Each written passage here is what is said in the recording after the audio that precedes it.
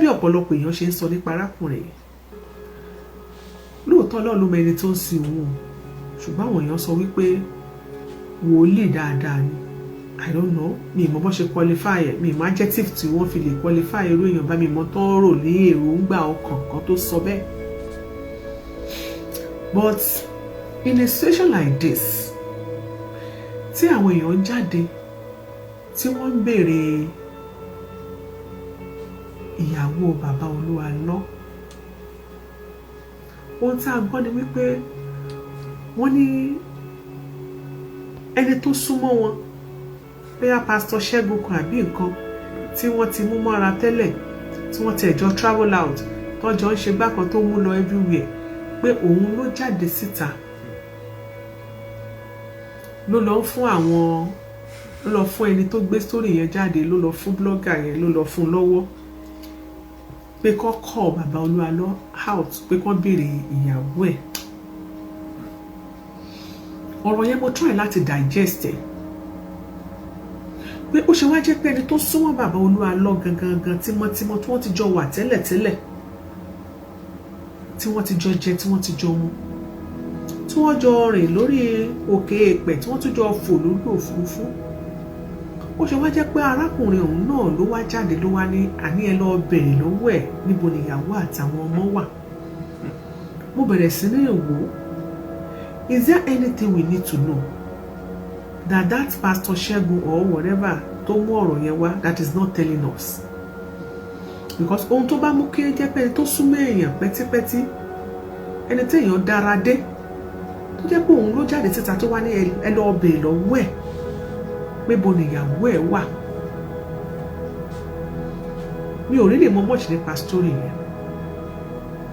àwọn kan sọ pé ìyàwó àtàwọn ọmọ, mo wá ń béèrè mo nítọ̀ àwọn ẹbí ìyàwó gangan kọ́ ṣáwọn náà ń wá ọmọ wọn ni. ẹ jọ̀ọ́ ẹ̀yin tẹ́ bá a ṣe ń sọ yẹn máa bá wa comment kó lè máa yé wa dáadáa nípa story yẹn. àwọn tí ìyàwó, àwọn ẹbí ìyàwó gangan mo béèrè pé ṣé àwọn náà ń wá ọmọ tiwọn, because mo tún gbọ́ tẹ́nìkan sọ pé bàbá olúwa lọ tí ó ti rì márì ní àbúfẹ́fẹ́ ìyàwó mi. I don't understand. wọ́n wá ń béèrè pé bo ni ìyàwó ẹ̀ yẹn wà. nínú àwọn tó comment sí under post mo sọ pé I hope the woman is fine. ẹnì kan comment síbẹ̀ yìí pé òun ti ń gbọ́ fèrèfèrè yìí kó tó jọ́ mẹ́ta. bí wọ́n sọ pé arábìnrin yìí bóyá ó ní àìsàn kan àbí nǹkan kan tó ń bá a jà. wọ́n ní wọ́n ti lọ gbé e sí pé arábìnrin yẹn bóyá wà ní Finland pẹ̀lú àwọn ọmọ àbí nǹkan. bàbá olúwa lọ́rẹ̀ lẹ́nu ọjọ́ mẹ́ta bóyá àná àbí jẹta mo rí pé àná wà lórí live show, live chat. ó rẹ̀ pé ó ń ṣe birthday mo ṣe fún mi mo ní àwọn èèyàn sọ pé happy birthday sir, happy birthday sir. People were celebrating the man of God. So I will say happy belated birthday to you, sir. But in a situation like this, èmi feel wípé ẹ má bínú o pastor, òótọ́ ọ̀rọ̀ lè délẹ̀ ká má sọ fúnra wa. ohun tó mú káwọn èèyàn máa béèrè pé ìyàwó yín dà, ìyàwó yín dà, ìyàwó yín dà. lóòótọ́ la mọ̀ pé àwọn òjíṣẹ́ Ọlọ́run ẹlòmíì máa ń rí àdójúkọ lóríṣiríṣi. ó ṣeé ṣe bóyá nínú challenge wọn, nínú ìdílé wọn, bóyá wave ni o, bóyá ká pè challenge àbí màlété, bóyá wọ́n pass through àwọn nǹkan kan challenges kan. I don't know. tó mú kí ìgbésẹ̀ kan wáyé, bóyá wọ́n ń tọ́jú arábìnrin yẹn, mi mọ̀ nǹkan tó lè ṣe. Because mo kọ́kọ́ condemn àwọn èèyàn tó sọ pé bí àìsàn wà múlẹ̀ owó ti yín bẹ̀. ṣẹ́yìn gbé ìyàwó ti yín jáde síta ní abẹ́ gbọ́kọ́ ti yín jáde sẹ́múlẹ̀ àmọ́ wọn béèrè ìyàwó pé bí àìsàn wife kí ló kàn yín bẹ̀. ẹ̀rọ yẹ kó lójúṣe tó máa ṣe nínú church èwo ti yín bẹ̀, ṣé family wọn sọ̀rọ̀ ni, ṣé ìyàwó yẹn ní kò tẹ́ lọ́rùn ni. bọ́kọ̀ ò bá gbé ìyàwó síta kó front ẹ̀ kò míì. wọ́n létà mo wá rí pé comment ẹ mo ṣáà ń follow, mo try láti follow story yẹn. so mo kàn ní little advice fún pastor aloni. ṣe rí èmi ò sọ pé kẹ́ jáde síta kẹ́ wá bí ẹ hò wá ní any explanation or anything, but at the same time tẹ́ ẹ bá ti fẹ́ sọ̀rọ̀ lórí ọ̀rọ̀ yẹn, I think you need to go back to your wife's family. Because tí ó bá jẹ́ wípé àwọn èèyàn sọ wípé I don't know ọ̀rọ̀ wọ́n ní àwọn ìdílé ìyàwó gan ò ní access sí arábìnrin tó jẹ́ ìyàwó wọn.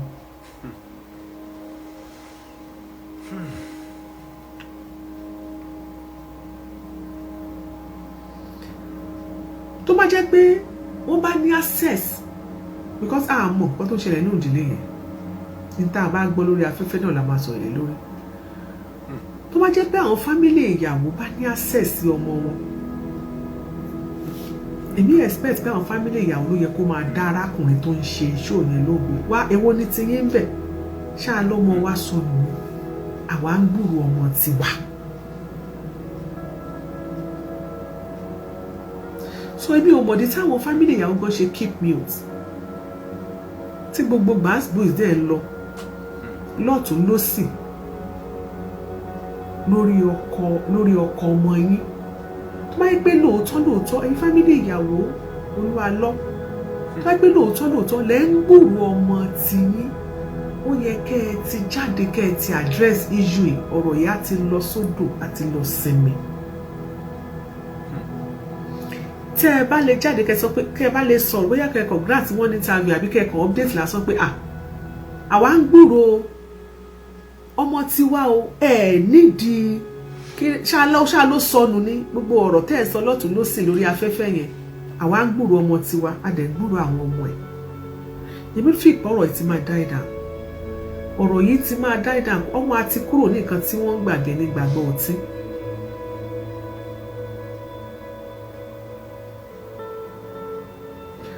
But nígbà tí àwọn fámílì ìyàwó ò tí ì sọ, pásọ Olúwalọ́nà sọ̀rọ̀ débẹ̀, kàn parabuléètì ń pòwe ni, kí ló rí lè ṣẹlẹ̀. Èmi dẹ̀ fẹ́ kí pásọ Olúwalọ́nà mọ̀ wípé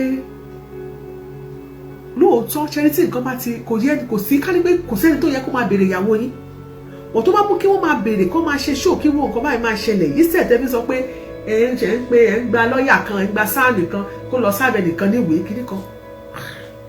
Èdè gbéjọ dání lórí tètè máa sọ́gbà pé ní káwọn ará chọ́ọ̀chì àwọn ọmọ ìjọ yín kọ́ má dá sí kíni. Ok, ẹ ṣe birthday, a rí i pé àwọn èèyàn sọ pé I'm not the celebrant o, I'm the kinikan, I'm the media man for the kinikan celebrant. I'm not the celebrant o, I'm the celebrant daughter. I'm not the celebrant o, I'm the celebrant brother. I'm not the celebrant o, I'm the celebrant kinikan. Gbogbo àwọn tó sọ pé I'm not the celebrant, I'm the celebrant daughter yẹn, àwọn àgbàlagbà ni, àwọn ọmọ ọjọ́ yín. So ó yẹ kẹ́ mọ̀ wípé bàbá Olúwalọ́, ó yẹ kí ẹ lè gbìyànjú, mi ò impose ẹlẹ́yìn lórí o, I'm just advising you. No matter what, kò sí tó ń bọ̀ lókè tí ló gbà, kó jẹ́ párábìnrin gan ò ní àlàáfíà, bóyá God forbid torí àwọn nǹkan tó ṣe wọ́n, ká lọ́ta wọn gan ò lálàáfíà, bóyá ó ti ọ̀tá ẹ̀ gan ní skánsán tó lè wọ́ sí jù nìyẹn, tàbí ọ̀tá ẹ̀ tí ìṣe obìnrin yẹn bóyá ọ̀tẹ̀ ẹ̀ ó paralyze àbó ní stroke àbí kankan, tá a dẹ̀ gbàdúrà kí irú ẹ̀ ṣẹlẹ̀. Ẹ try kẹ́ carry family ìyàwó yín, ẹ carry wọn along, ẹ jẹ́ kí wọ́n ní access sí ọmọ wọn. Ṣé ẹni kó má lè kó jẹ́bi tó wà gan bóyá ó ń gbàtọ́jú, bóyá kò lè sọ̀rọ̀ gan, wọ́n lè ṣe fídíò call pẹ̀lú ẹ̀. Lágbájá sick, lágbájá wà òkè, kò sí kankan tó ṣe, bóyá kò tiẹ̀ sí kankan tó ṣe, bóyá ẹni ẹlẹ́ni kàn wá mẹ́gan tó kàn forí ẹ̀ pamọ́ tó ń tọ́jú àwọn ọmọ, we don't know. But ẹ jẹ́ kó ní access, kí àwọn family yẹn tó bá ti ní access, àwọn jẹ́rìí gbogbo ọ̀rọ̀ yìí kò yẹ kí Olúwalọ́gán máa sọ̀rọ̀. Àwọn family ìyàwó yẹn ló yẹ kó máa sọ wípé a ṣe gbúrò ọmọ wa tán, ó pè wá náà, ó bá wa sọ̀rọ̀ now, we are not looking for her, she's fine. Àwọn ló máa shut up, àwọn èèyàn máa shut wọn up. But presently what is happening, I must confess to you, ó wà suspicious. And you have a ministry. You were preaching yesterday, you were saying that, okay, people should just, you don't have to like me, you don't have to, you can look for a church, whatever, to worship, you can do, you were quoting the Bible, we should praise God, we should thank God, we should read Psalm 50 verse 15, we should do this. But because of your ministry, kò sí big thing bẹ́ẹ̀, òjíṣẹ́ Ọlọ́run gan ló máa ń ní àdójúkọ jù nílé ayé. Àwọn òjíṣẹ́ Ọlọ́run, àwọn ló máa ń ní ó máa ń ní ìpèníjà, ó máa ń ní àdójúkọ wọn máa ń pọ̀ nítorí pé àwọn gan máa ṣe wà wọ́n ṣáńgẹ́lì náà. Blood is also running through their veins too. They are not angels. They are not angels. So sometimes the way tí àwọn náà ṣe máa handle station of things ó máa ń dà the same thing pẹ̀lú tiwa ni, kò sí kankan tó yàtọ̀. We are all human.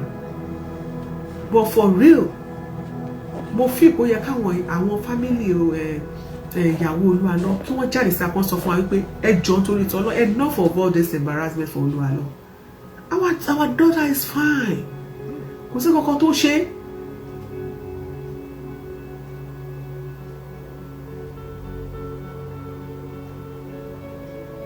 So ó kù díẹ̀ káàtó bó ṣe ṣe gbàgbó fún pásítọ̀ yẹn, ó kù díẹ̀ káàtó. Tabade wádìí lọ, tabade dá, tabawádìí ẹ̀ mọ̀, lóòótọ́ wọn làwọn kan ti ń ṣe fèrèfèrè ẹ̀ tẹ́lẹ̀tẹ́lẹ̀ pé fèrèfèrè ọ̀rọ̀ yẹn ti ń lọ tẹ́lẹ̀tẹ́lẹ̀. But to say the fact, Mr. Pastor Ṣẹ́gun tó pèrè ẹ̀ lójíṣẹ́ Ọlọ́run, mi ò rò bí pásítọ̀ ní yín ṣá, èyí tẹ́ gbéṣẹ́ fún blogger, èmi ò mọ̀ pé pásítọ̀ náà mọ̀ gbéṣẹ́ fún blogger, àbí ẹ̀rí páyé tí wá bàjẹ́ kí pásítọ̀ náà máa gbéṣẹ́ fún blogger, ṣé ẹ̀rí páyé ti bàjẹ́? Ṣé irú yẹn báyìí ṣọ́lọ́run ló pé àbó pé rẹ̀?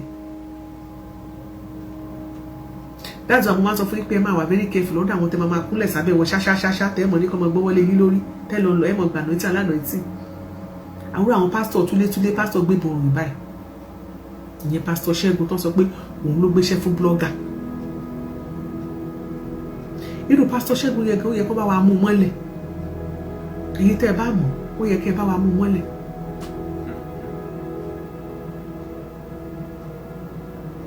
Ó yẹ kó bá wa mú mọ́lẹ̀ kí wọ́n bá wa béèrè lọ́wọ́ ẹ̀ pé kí ló rí. Ṣé àṣírí kan, ṣé nǹkan yẹn, ṣé ọ̀rọ̀ àṣírí ni láàárín òun àti Olúwalọ? Kí ló mọ̀ nípa ìyàwó Olúwalọ? Kò sọ fún wa. Ìwọ tó bá gbéṣẹ́ wá, ó yẹ kó tẹṣẹ́ yẹn kan lẹ̀ ní fún wa. Ó yẹ kó sọ wípé tọ̀ nǹkan báyìí ló ṣe ìyàwó Olúwalọ, Olúwalọ ó gbéyàwó ẹ̀ pamọ́ ni o. Ṣé àṣírí tó wà láàárín ìwà àti Olúwalọ ṣé òun ló jẹ́ kó máa ra tíkẹ́ẹ̀tì fún ẹ, ló yẹ kó fún ẹ mọ́ra, ló jẹ́ kó fà ẹ mọ́ra, kó máa ṣe gbogbo nǹkan fún ẹ? Ó yẹ kó jẹ́ ìsapò òtún tán ni. Kì í ṣe pé wàá gbéṣẹ́ fún blogger, wàá gbé wa tí ó sínú àfúwé. O ti wà lábòsí tẹ́lẹ̀tẹ́lẹ̀. Àwọn àgbàlagbà dẹ̀ sọ pé aṣòfófó ò gbẹgbà, ibi ọ̀pẹ ló mọ. Aṣòfófó ò gbẹgbà, o tẹ̀ tí wá aṣòfófó ń sìn, ó yẹ kí pásítọ̀ olófòfó yẹn, ó yẹ kó lè sòfó yẹn délẹ̀ fún wa. Then Pastor Olúwalọ, if you don't want to talk, tó wẹ́ pé Pastor Olúwalọ bá ní good rapport pẹ̀lú àwọn family ìyàwó ẹ̀, àwọn family ìyàwó yẹ kó speak on his behalf. So táwọn family ìyàwó go up to now tí wọn ò bá tí ì sọ̀rọ̀, a jẹ́ pé àárín wọn gbọ́ ògún, a jẹ́ pé nǹkan kan ṣẹlẹ̀, because o ò lè tọrọ ọmọ lọ́wọ́ èèyàn ní ṣùlọ́kà kí ọkọ ọmọdé máa ṣe dáadáa sí yín, kẹ́ ní good rapport, kí ọ̀rọ̀ kan wá ṣẹlẹ̀ pẹ̀lú ọmọ yín àtọkọ ọmọ yín, ẹ̀yin gan lè máa jáde pé kí ló dé, ẹjọ́ enough is enough, we don't have any problem in our family. Obìnrin tẹ́ ń sọ̀rọ̀ nípa yìí, ọmọ ti wá ní, ìdílé tiwa ló ti jáde. Are we complaining? We are not complaining to you. You people should go and sit down.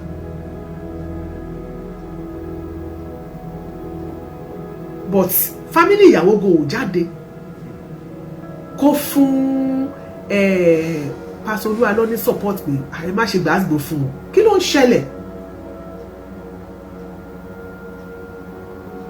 Ìyẹn gan ló fáwọn èèyàn ní concern. So if Pastor Oluwalo does not want to talk, doesn't want to talk about it, or doesn't want to come out, doesn't want to do anything, please go back to your wife's family. Your wife's family should be able to stand by you.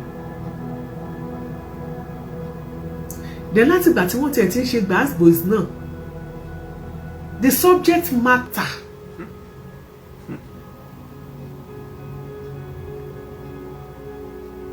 Pastor Oluwalo's wife àti ìrìnkóhun náà gbórí jáde pé kò sí kankan tó ṣe mí o. This is me, I'm okay, I'm fine. Nítorí ilé ìwé àwọn ọmọ lájẹ la ṣe wá síbí yìí o. Torí àwọn ọmọ ló jẹ́ ká relocate, mi ti relocate, mo ti kúrò Nigeria. Nǹkan tẹ́mi expect ni.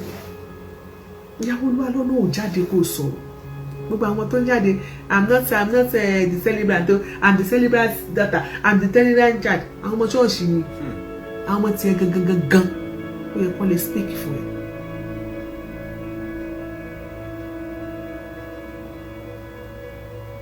Àwọn ọmọ tiẹ̀ gangan yẹ Pastor Oluwalo yẹ ká ọmọ tiẹ̀ lè speak fún family ìyàwó. A lot of people ló yẹ kó lè speak fún Oluwalo dà. Family ìyàwó ẹ̀ wà ń bẹ̀, they should be able to speak. Speak up. Ọmọ tí wọ́n fine, àwọn ò ní problem ní dìde family tiwa. Àwọn ò wá ọmọ tiwa, ṣá lọ́mọ tiwa sọnù ní àwa ń gbúrú ẹ̀ o. Ó tán. Gbogbo ọ̀rọ̀ yìí ó máa die down. But fún àwọn tí ò wá kí n ṣe family Oluwalo, tí ò tán mọ́, bóyá wọ́n kàn jẹ́ ọmọ church member àbí wọ́n kàn ń wo Pastor Oluwalo lókèrè, kó máa speak on his behalf, kò lè work. Even though carry pastor kan kí pastor kan náà wá jáde síta àbáwọn evangelist àbáwọn ará church wọn kán wá láwọn speak on his behalf, kò lè work fún allocation tó fi kàn máa yìí.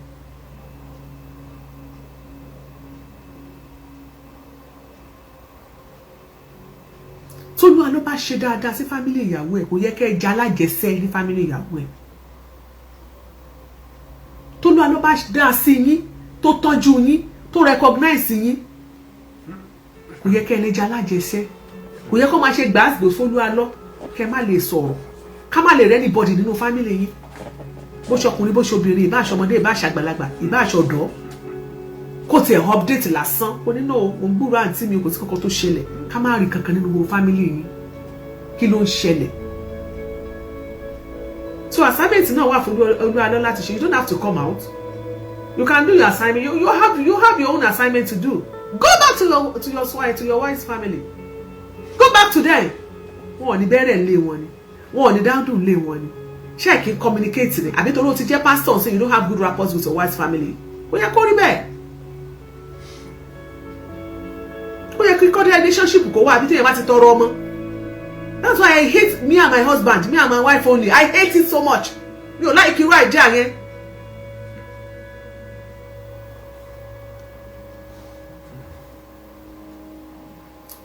Olú Ògúnbọ̀wọ̀ ẹni pé even if she's not on social media, ọkọ ẹ̀ àti jẹ́ kó mọ̀ yìí pé gbàgbó ìsìpọ̀jù bí yóò sí lórí social media, ṣe bọ́kọ́ wà lórí social media, gbogbo àwọn arájọ́ wà lára lórí social media, àwọn family ìyàwó wà lórí social media, ṣé àwọn anybody tó wà ní family tó wà ní social media ni tó máa sọ tó bá ti gẹ́gẹ́ ẹ mọ̀ pé okay ìgbà tí àwọn ọmọ actress Jùmọ̀kẹ́ George tó wà ní Mali àdìbò ló ń lọ lọ́jọ́ kìnìún àná, ṣé wọn fẹ́ṣẹ̀ out nínú oko mi tó wà tí ò ní fóònù tí ò ní kankan, ṣé wọn ò gbé àwọn tó ní fóònù wọn kúrò city kan lọ bá ní village kan máa wá káàkiri kan lọ gbé fóònù lọ bá pé wọ́n fẹ́ bẹ́ẹ̀ sọ̀rọ̀, wọ́n máa fẹ́ṣẹ̀ out. That's what I'm saying. Kò síbi tí wọ́n bá wà tí wọ́n ti ní gbúròó èèyàn, kò síbi tí wọ́n bá wà tí wọ́n ti ní gbúròó èèyàn. That is what I'm saying.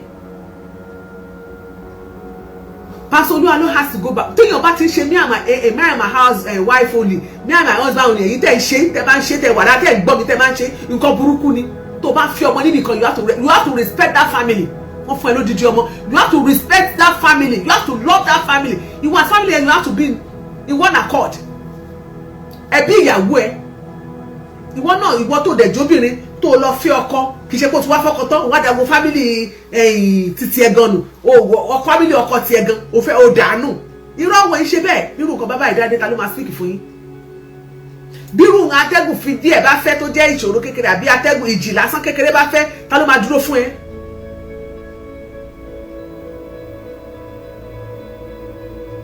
Tàbájò ìṣẹ́ Ọlọ́run kò ní pé ká pa àwọn èèyàn níbi tá a ti ṣe ìfẹ́yàwó yẹn, kò ní ká pa wọ́n tì. Tàbájò ìṣẹ́ Ọlọ́run tá a jóbìnrin níbi tá a ti fọ́kọ kò ní ká pa wọ́n tì. Good rapport gbọ́dọ̀ wà, good relationship gbọ́dọ̀ wà. Èmi ò rí good relationship láàrin torí ọ̀rọ̀ ẹ ti ń lọ kì í ṣọ̀tẹ̀ kan kì í sọ̀jẹ̀ méjì sí tí gbàgbọ́sì yẹn ti lọ. Ká máa rí ẹnìkan nínú family ìyàwó tó máa sọ̀rọ̀. Ká máa rí ẹnìkan nínú family àlọ́ tó máa jáde síta tó máa sọ pé àyè èèyàn ọ̀rọ̀ tẹ́ ń sọ yìí ò dáa. Ìyàwó àbúrò mi kò sí kankan tó ṣe nítorí kò sọ̀rọ̀ tí ò bá tiẹ̀ sọ̀rọ̀. Àlàáfíà ló wà òun àtàwọn ọmọ. Ká máa rí ẹnìkan tó máa sọ̀rọ̀. You are not the celebrant and the celebrant daughter. I am not the celebrant and the celebrant media. I am not the celebrant and the celebrant photographer. I am not the celebrant and the celebrant PA. Irú yẹn ṣé yẹn là ń sọ fún yín ni? No. No. No. No, no, no, no, no. No matter what. Mi ò gbàdúrà kí nǹkan ṣe arábìnrin. But tó bá yẹ pé ó bá sick, bọ́tà ẹ̀ sick. Is a thing lágbájá èyí tẹ́ ń béèrè ìyá àlàáfíà ló wà ó rẹ̀wọ̀n díẹ̀ ni o ó ní relationship pẹ̀lú àwọn family àbí kí family gan sọ pé ẹjọ́ àbúrò lágbájá ó lọ gba treatment ibi tó wà kọ́ báyìí àbí kò tiẹ̀ sí kankan tó ṣe lágbájá she's fine àgbúrò ọmọ wa kò sí kankan tó ṣe ọmọ wa is fine she's doing good.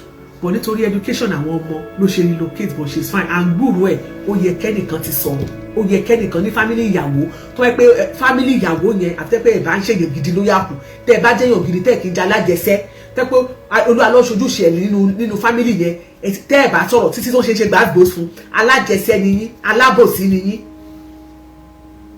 àyàfi tó bá jẹ́ pé olúwa ló ṣètò ẹ̀ àyàfi pé olúwa ló ṣe dáadáa fún yín àjàfẹ́ tó yẹ pé olúwa ló bá neglect ó neglect yín ní family yẹn tó bá neglect yín family yẹn tí ò ṣe dáadáa fi tí ò ṣojú ṣe ẹ̀ tí ò tó ṣe tó pa yín tì tó ṣe me and my wife only tí ò carry yín along lè bá dákẹ́ lè bá ṣe báyìí ó ṣì dá dẹ́gbẹ́ ṣe dákẹ́ yẹn kò pé yín ó yẹ kẹ́ jáde kẹ́ speak out ni speak out gbúrú ọmọ yín o gbúrú ẹ lọ́dún báyìí láti gbúrú ẹ last year ọdún báyìí láti gbúrú ẹ last àbí agbúrú ẹ last year àwọn ìjẹ́ kó pè wá ẹ̀kankan ló ń pè wá àwọn aráyé gbogbo èèyàn question yìí ó máa down wọ́n ti mọ̀ yín pé yes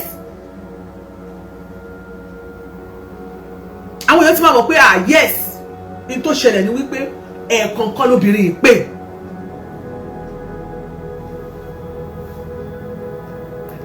ìyá alájẹ mọ́mí kúbúrà.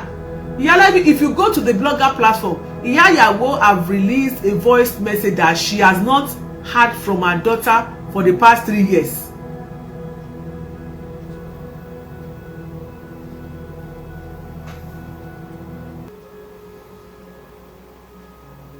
Pastor Lualo, ṣé lóòótọ́ ni? Wọ́n ní Iyawo sọ pé òun rọ́mọ láti 3 years. Wà ṣerú nǹkan báyìí ni máa yóò wà ní sọ̀rọ̀ ó yẹ kí máa sọ̀rọ̀ tí Iyawo bá gbúrò ọmọ ẹ̀ fódìdí 3 years wọ́n wá ń béèrè dádì pásítọ̀ Olúalọ́ lè ti wá ẹgbọ́n sá padàn rẹpẹtẹ. Wọ́n ní Iyawo ló wò gbúrò ọmọ for good 3 years. Ọ̀rọ̀ ẹ̀ dìsí kọ́ ọmọ ara wọn bí àṣàyà tún dí o á ló dìsí kọ́ ọmọ ara wọn eléyìí wá dìsí kọ́ ọmọ ara wọn for good 3 years.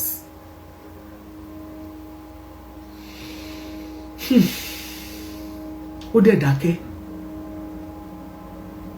So Iyawo release the voice notes. Mo wò rọ́mọ for good 3 years. Gbogbo àwọn family yòókù ńkọ́ Iyawo ṣé voice note nìkan lẹ ṣe ẹ̀ tí ì ṣe fídíò You heard it, eh? Ogunbowo, you heard it. Ọmọ ṣe bí Olúwatìmí, Olúwatómiyìn Elizabeth. Can you marry ọmọ for good 3 years? Ṣábí ọmọ wa dùn yín ò ní àbí àgbà. Wọ́n voice note lè wá ṣe. Ọ̀rọ̀ rẹ̀ di voice note lọ ìyá ìyàwó. Ọ̀rọ̀ rẹ̀ di voice note lọ. Ó wá ṣe voice note. No, bóyá wọn kan gbùrú ẹ̀ ni. Bóyá òun àtìyẹ́ ò sí in good time because gbúrú ọmọ ẹ̀ for good 3 years. Voice ló wá ṣe, ó ti gbójú jáde síta ni. Tí ké gbàjáde náà. Oríṣiríṣi àbí ọmọ ló wà ṣá. Ìyá tèmi náà ò lè ṣe o. Wọ́n mi Farida wàláì ìyá mi ò lè ṣe o. Má gbúrò ọmọ. Má gbúrò mi fún 3 days gan kò ní jẹun.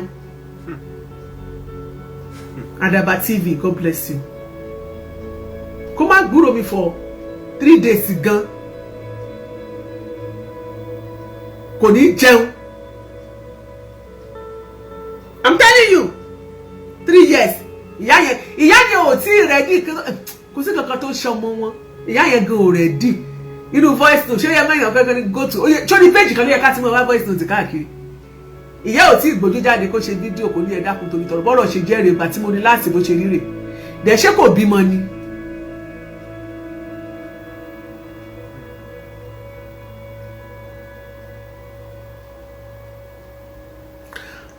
Wọ́n ní ṣe tó bá lọ sí church odidi ìyá ìyàwó wọn ní jẹ́ kó rí Pastor Olúalọ́. Ṣé kò yẹ kí ṣé Pastor Olúalọ́ ò kí béèrè ìyá ìyàwó tiẹ̀ ni.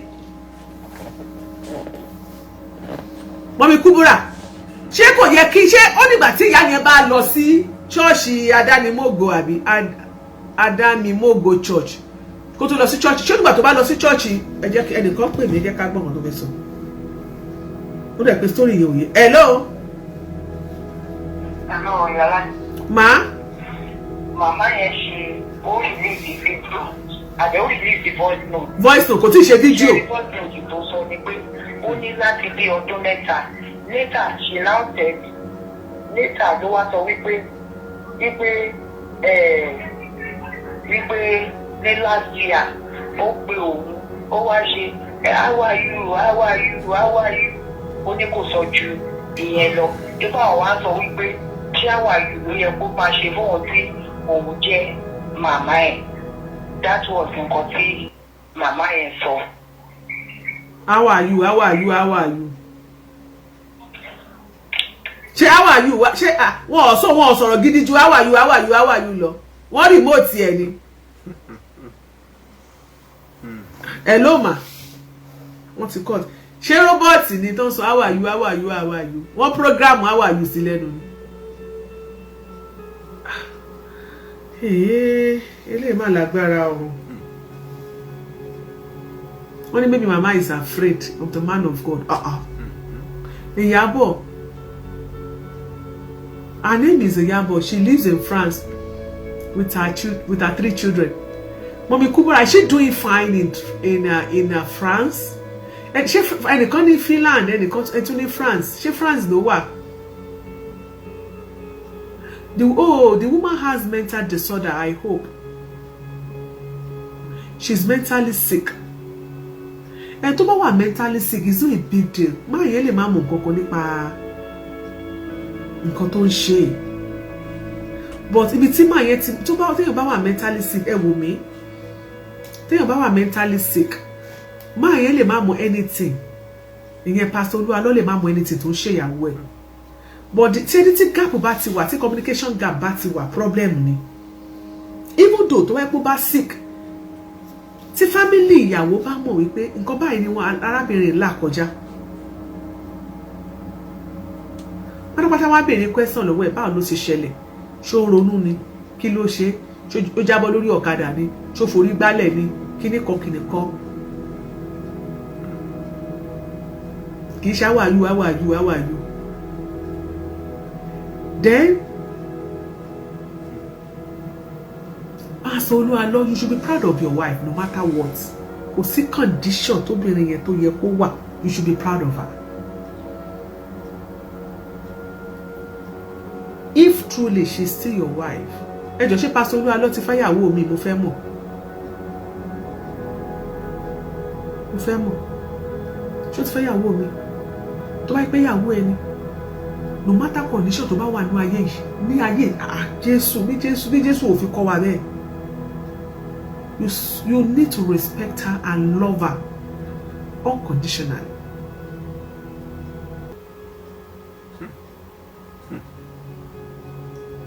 Ṣé Pastor Olúwa ẹ jọ̀ọ́ mo fẹ́ mọ̀ bí ó ti fẹ́yàwó mi. Even though gan kó má wà okay báyẹn. Ó lè máa tó bá ṣe ń ṣètò yẹn wàá sọ pé my wife.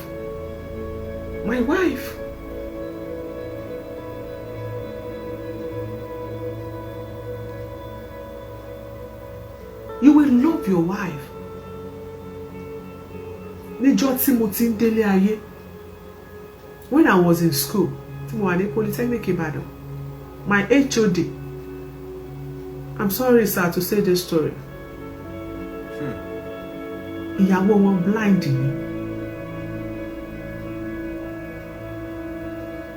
Tó bá rí this man, Reverend Adéjùmọ̀bí, tó ṣe love ìyàwó ẹ̀ tó.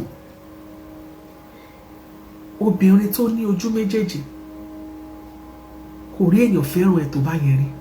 Blind ni ìyàwó HOD mi.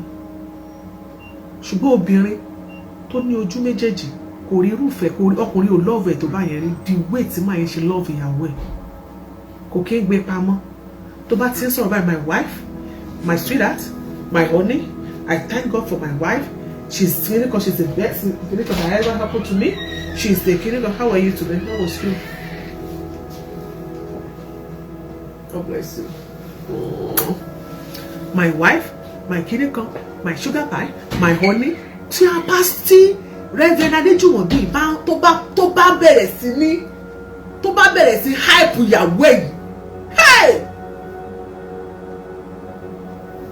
Èyí tó bá mẹni tí mo sọ yìí ní Pólì Ìbàdàn gbà náà bí àwọn ti rìtáyà ń sí mi ò mọ̀. HOD Mass Communication Department nígbà tí mo jẹ́ HOD Mass Com nígbà tí mo jẹ́ HND mi. Ó love ìyàwó ẹ̀ bí. Yeah, you have in the fridge. Ó love ìyàwó ẹ̀ bí. Ó love ìyàwó ẹ̀ bí. Kò gbé pamọ́. Ó rí bẹ́ẹ̀, ó dẹ̀ fẹ́ bẹ́ẹ̀. Ó dẹ̀ gbé káàkiri gbogbo ayé ni. Ìyàwó wọn dẹ̀ wà nice. Wọ́n ṣe jẹ́ blind tó yẹn. Mi ò tí mẹ́ tó lè bake kéèkì tó. Gbogbo àti wọn wà ní change, wọ́n máa bá mi bake kéèkì mi. Tí bá ti lọ sí department, wọ́n bá ti wá sí ọ́fíìsì ọ̀gá báyìí. Wọ́n ti bá mi gbé kéèkì wá ní ẹ lọ bá mi wá fún mi wá. Ìmọ̀lá ó knows tomorrow ẹ lọ bá mi gbé wá ọmọ mi. Màá gbé kéèkì fún rẹ̀ ló bake kéèkì yẹn. Ìyàwó kódà ìgbà tí ọmọ wọn dọ́tà wọn fẹ́ ṣe wedding, àbúrò ìyàwó ló bake cake. Tẹ́ bá rí giant cake yẹn lọ́yọ̀ọ́ tá ti lọ ṣe wedding yẹn, kò sẹ́ni tó rí cake yẹn ṣíṣàìdì Ọ̀yọ́ ni àbẹ́ tó rí cake yẹn tí ò bow for Jesus. Woman yẹn ló train ó ló kọ́ àwọn ọmọ ọkọ ẹ̀ kó ṣe ń bake, tí àbúrò wa bake cake lọ́jọ́ wedding ẹ̀ náà. Blind ni o. Kò gbé pamọ́, ó gbèyàn sáyé. So why téèyàn bá ṣe ní ìyàwó, no matter what, kò sí ìyàwó yẹn bá ń pass through, ó ní láti gbé pamọ́ tó má jẹ́ pé èèyàn lọ gidi yẹn. Thank you so much, olóògùn mọ̀ọ́gùnbọ̀wọ̀. Ọkọ obìnrin ni. I'm telling you. Ó yẹ kó o máa sọ pé my wife. Láyé máa mọ̀ pé ibùdó gan àwọn yẹn máa sọ pé tẹ bá dẹ̀ rí ìyàwó wọn tó ń sọ yẹn, wọ́n máa ń dẹ̀ strong wọ́n tó bọ̀ ó sì love ìyàwó ẹ̀. Wọ́n ṣe máa sọ pé my wife, I love my wife, please pray for us, please for my family. Òṣìṣẹ́ Ọlọ́run náà wọ́n gbàdúrà fún wọn. Kì í ṣe gbogbo gbà náà lánàá máa gbàdúrà lọ́dọ̀ àwọn pásítọ̀, dáàdi ẹ gbàdúrà fún mi, dáàdi ẹ gbàdúrà fún mi. We also can also pray for them.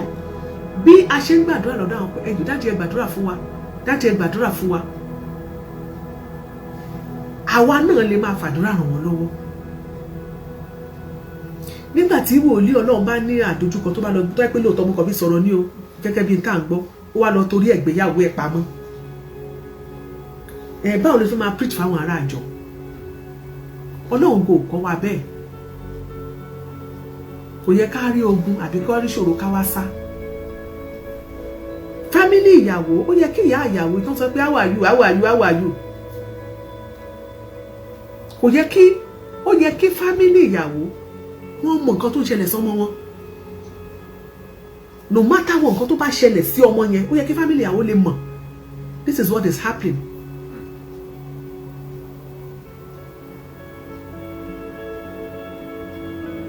Nurudeen Agbọmọjọ Abdulsalam ẹ káàbọ̀ sà. Ó yẹ kí ó lè mọ nǹkan tó ń ṣẹlẹ̀ sọ́mọ wọn. Wọ́n deserve, they deserve to know what is happening to their daughter.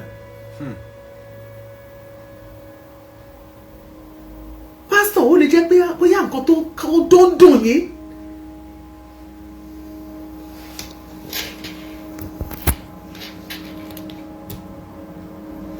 Olùmọ̀ráyé fi kàn yín léèwọ̀ yìí. Bóyá àwọn nǹkan àdójúkọ ìtẹ̀ǹpàṣù tó jẹ́ pé ó jẹ́ nǹkan ìbànújẹ́ fún ọkàn yín. Olùmọ̀ráyé tó fi ń dùn yín. Kò sí yàtọ̀ láàrin pásítọ̀ àtàwátà kìí ṣe pásítọ̀. Wọ́n ń jẹ àwa náà ń jẹ, wọ́n mu àwa náà mu ẹ̀jẹ̀ bó ṣe ń rìn kọjá lójú vein wọn náà ló ṣe ń gba tiwa kọjá. Ṣùgbọ́n yẹ ká ẹ lè dúró ti ìyàwó yín tó bá jẹ́ pọ́kọ náà nìkan ṣẹlẹ̀ sí. Ó yẹ kí ìyàwó kó lè dúró tọkọ.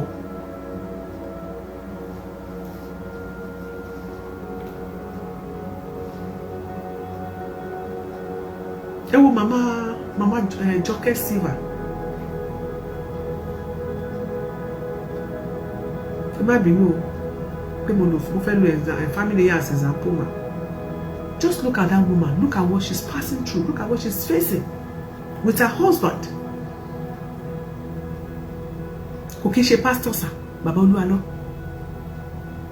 Mommy Jọkẹ́ Silva, ìyàwó Olú Jacob, wọn kì í ṣe pastor. But up to now, ó dúró tán pẹ̀lú ọkọ ẹni. Kí ni tí ẹ̀yin lè là kọjá? Kí ni tí ìyàwó yìí lè máa là kọjá pẹ̀lú nǹkan tí arákùnrin là kọjá?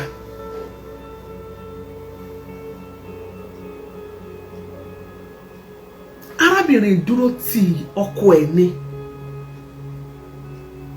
pẹ̀lú bọ́kọ ò lè rántí nǹkan kan mọ́. Pẹ̀lú bọ́kọ ẹ̀ ṣe ní dementia.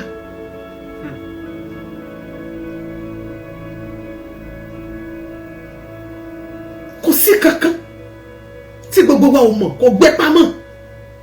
Ó address the issue yẹn. Ayé òde torí ẹ̀ parẹ́.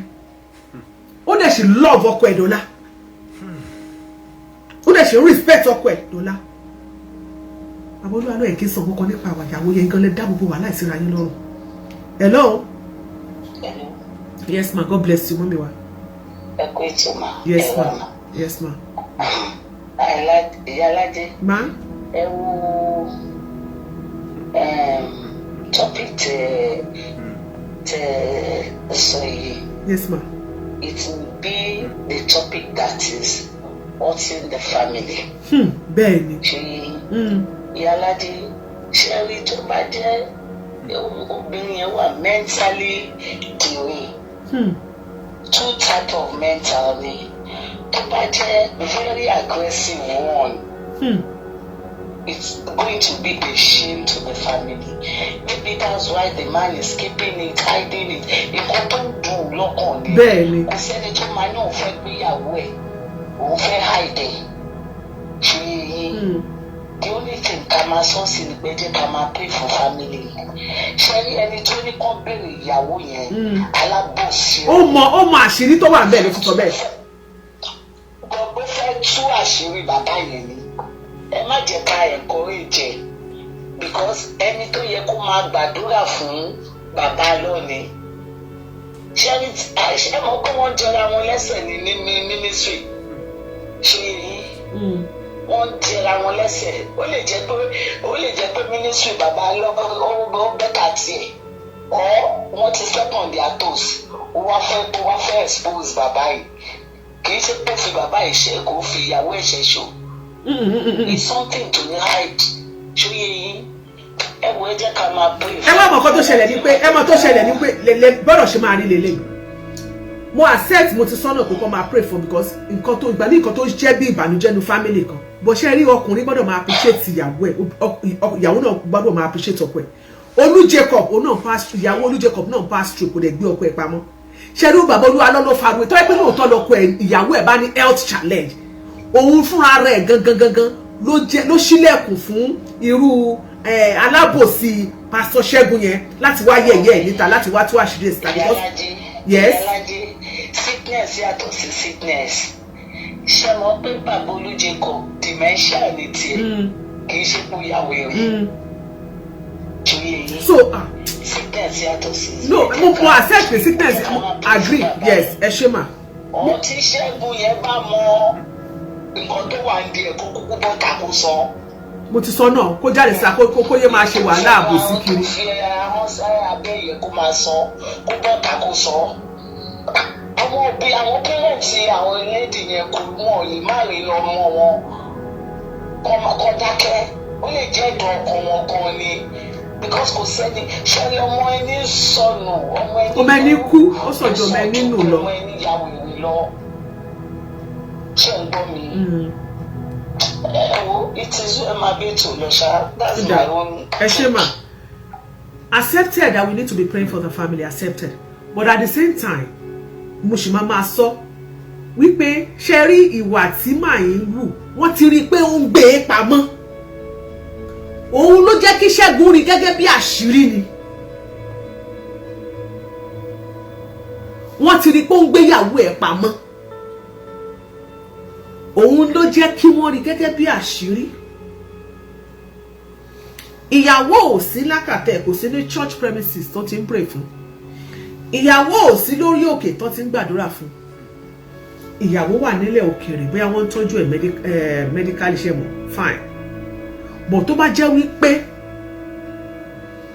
Olúwa ló fẹ́ ṣílẹ̀kùn ìsílẹ̀ fún Ṣẹ́gun láti kọ́ mi. Ká ló máa ń sọ fún ìyàwó mi my wife. I remember when myself and my wife we went to clinic and Papa and Pastor she man so now. Hello. Hello. Hello, sir. Yes, very quick, ma. Yes, sir. God bless you, sir. Hello. Ma. Sir, ẹ bá wa dá sí, sir. À ń gbọ́ yín tèmi oh voice mi ni kẹ́ máa gbọ́. Yes, sir. Ẹ máa sọ̀rọ̀ lọ mo ń gbọ́ ẹ má listen sí show mi ẹ pa rédíò tẹ́ ń gbà mí fóònù yín ohun mi tẹ́ kẹ́ máa gbọ́. Yes, sir. Network yẹn ṣe wá kún papọ̀. Ṣé ń gbọ́ mi mà? À ń gbọ́ yín, sir. Ẹ ṣe mà. Number one, ìránṣẹ́ Ọlọ́run ní bàbá yìí. Òun lọ́lọ́run pè. Òun ló mọ májẹ̀mú tó wà láàrin òun àti Ọlọ́run. Òun ló ní ìdílé. Ọlọ́run fún láyè láti gbé fámìlì ẹ̀ síta. Àbọ̀ Ọlọ́run fún láyè. Òun wà láàrin òun àti Ọlọ́run. Inú mi bá tún ta bá respect privacy wọn. A máa respect the privacy wọn tó kò sínú bíbélì kan náà sọ pé ẹni sùúrù tẹ bá ṣe ẹni sùúrù ẹ má Ọlọ́run ò kí sọ pé kẹ́ ẹ níyàwó kẹ́ ẹ fẹ́ wa kẹ́ ẹ gbé wa pamọ́ ẹ má gbé yẹn wá o ká máa pray fún wọn pé bóyá wọ́n pass through àwọn kankan accepted but ẹ má. But èmi ò ṣàbòsí Ọlọ́run ò ní sọ pé kẹ́ ẹ gbé ọkọ pamọ́ àbí kẹ́ ẹ gbé ìyàwó pamọ́. Ẹ̀yin lẹ fi sentiment sí ẹ sọ̀rọ̀ bó bá yẹ kó ṣe lọ ẹ má gbà wo obìnrin pamọ́. Ẹ̀yin obìnrin mo support yín. Ṣé pásítọ̀ lẹ́yìn ni? Gbogbo àtàndásí ètò yìí mélòó nù wá ló ń gbé ẹbí ẹ̀ síta. Ẹ wò ẹ mọ tó ṣẹlẹ̀ gbogbo tẹ́ ẹ̀ ṣàlàyé àti sọ màtá máa bẹ̀rẹ̀. Mo ti sọ wípé èmi gan sọ pé kó má jáde kó má sọ̀rọ̀. Àwọn ojúmọ̀ ìránṣẹ́ Ọlọ́run. Ìgbà tó ti wá di. Ó dà àti gbọ́ sà ó dà sà ẹ jẹ́ ká gbẹ lómi láyé ẹ ṣe sà. Hello sà ẹ ti wọlé o. Hello Ìyálájé ẹ yọra ma God bless you ma. Ìyálájé. Ma. Jerry, I'm not supposed to do this. Yes ma. But I'm going to do it because I'm not supposed to sorrow. Ẹ̀yin ará church bàbá ẹ bá wa pè wọlé. Jàre ṣé jàre. Your platform is a platform that I respected. And that is why I'm calling. If it's other platform, I'm not going to call. God bless you, man. Let everybody go and make a research who is joking in Ogumbo. I'm in head department of sanitation. God bless People you. that know me very well. Obinrin mi Shamufuluku. Shema. Ejo, ma. Sherry, wọ́n ní mo máa ń sọ̀rọ̀ kan. Ó dà Bíbélì ní ká wádìí gbogbo dájú.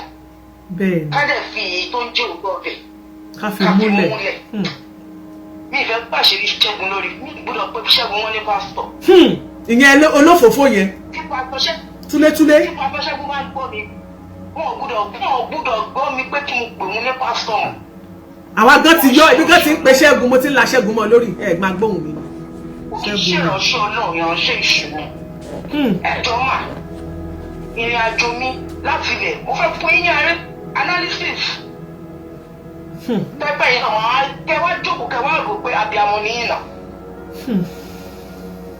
Ìrìn àjò oníkálukú ọ̀tọ̀ọ̀tọ̀ ní. Nǹkan tó fi rán oníkálukú ọ̀tọ̀ọ̀tọ̀ ní.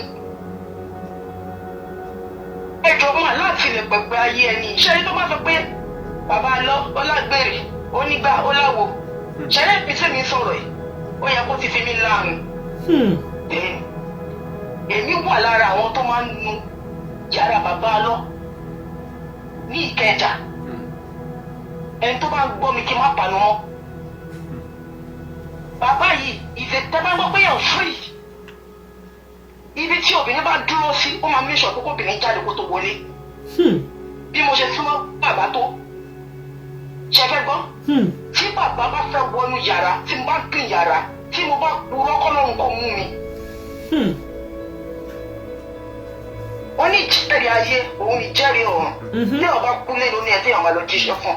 Bẹ́ẹ̀ni. Ní ẹ̀yin o gbọ́dọ̀ máa bẹ̀rù Ọlọ́run kó tún máa bẹ̀rù èèyàn o. Ẹni tó bá ti bẹ̀rù Ọlọ́run kò gbọ́dọ̀ bẹ̀rù èèyàn. Of course. Tí mo bá ń fọ tọ́lẹ̀tì bàbá ò ní wọlé ọ̀tí tí má tó fọ̀ tán. Tó bá fẹ́ wọlé wọ́n máa sọ fún tó bá yẹ kó gbọ́dọ̀ fún kọ́kọ́ wọlé wọ́n máa rán yàn pé kí n jáde. Ṣé gbogbo ìgbà yẹn náà ṣé Ṣẹ́gun yẹn náà wà ní ṣọ́ọ̀ṣì báwo ló ṣe jẹ́ sínú ṣọ́ọ̀ṣì náà lẹ́jọ́ ń lọ. Bẹ́ẹ̀ni ẹjọ́ mà fún àwọn èèyàn tí ò yé tí ó tó yẹ òye mo fẹ́ break arithmetic kan down fún yín. Ẹ ṣe jàre. Ẹjọ́ èmi àti yín jọ pàdé ní school. Nígbà tá a pàdé ní school ẹ̀yin lè kọ ẹ̀yin lè kà èmi ò lè kọ mi ò lè kà nítorí ibi tí mo ti jáde wá. Kò yẹ yín mà. Mo túmọ̀ yín ẹ̀yin náà súnmọ́ mi. So school náà ti mọ́ra. School náà ti mọ́ra. Bẹ́ẹ̀ni bàbá Jade. Ó ti pẹ́ tán ti jọ ń rìn nìyẹn. God bless you. Wow, ọ̀rẹ́ àti kékeré. In fact, I only have 10 minutes with you to do this because I want to go and bath. I'm going to work. Okay. Ẹ̀yin ẹ máa gbọ́ o. Ẹ súnmọ́ mi èmi náà súnmọ́ yín. Ó ní tẹ́rí lára mi ó ní tẹ́mi náà rí lára yìí. But èmi ò lè kọ́ mi ò lè kà. Mo nídìí yín. Ẹ̀yin rí àmì tí lára tèmi. Ẹ rí pé mo gbé nǹkan dání pé wà special. Adẹ̀jọ́ ń bà ní school. Adẹ̀jọ́ ń gùn. Òye yín. Nígbà tá a ṣe tán, èmi wọ́n rí ọ̀nà orí òkè kan níbi tó náà rán mi sí. Ẹ̀yin tẹ̀lé mi. Ẹ̀yin dẹ̀ tẹ̀lé bàbá yín ní chọ́ọ̀chì. Ẹ ṣètò náà. Ẹ̀yin ní bàbá yín ní chọ́ọ̀chì. Pásítọ̀ ní bàbá yín. Ẹ̀yin tẹ̀lé mi. Ṣé bó ní ẹ tẹ́rí lára mi? Ìgbà tá a pín kó kálukú máa lọ nílùú ẹ̀. Kò yẹ kẹ́ ẹ tẹ̀lé mi rárá. Ókè ẹ wá tẹ̀lé mi. Ìpè ká kó oníkálukú ọ̀tọ̀ọ̀tọ̀ ni. A lè jọ jẹ́ ìjìnlẹ̀ a lè jọ jẹ́ classmate. À ń ṣe classmate o. À ń ṣe classmate. Ẹ wá tẹ̀lé mi. Ó dá o. This is my vision. You also saw my vision. And you believe in my vision because you know God has called me and I'm also a prayer warrior. I'm a fervent person when it comes to prayer. pẹ̀lú gbogbo bí ìyá ṣe ń jẹ ní ṣé wọn pé ìwà tó dáàrin kan Ṣẹ́gun lọ